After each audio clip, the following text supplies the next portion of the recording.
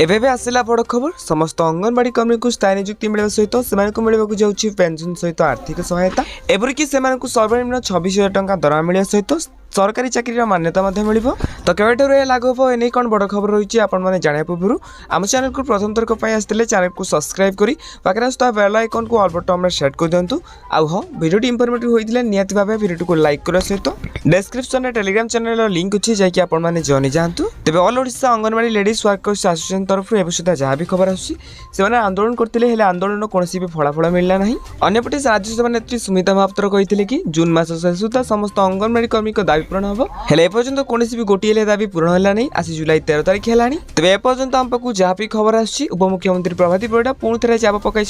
केंद्र सरकार पाखे तो केंद्र सरकार कहते कि खूब शीघ्र तुम समस्त अंगनवाड़ी कर्मी दाबी पूरण हम अंपटे आंदोलन एवं बंद रही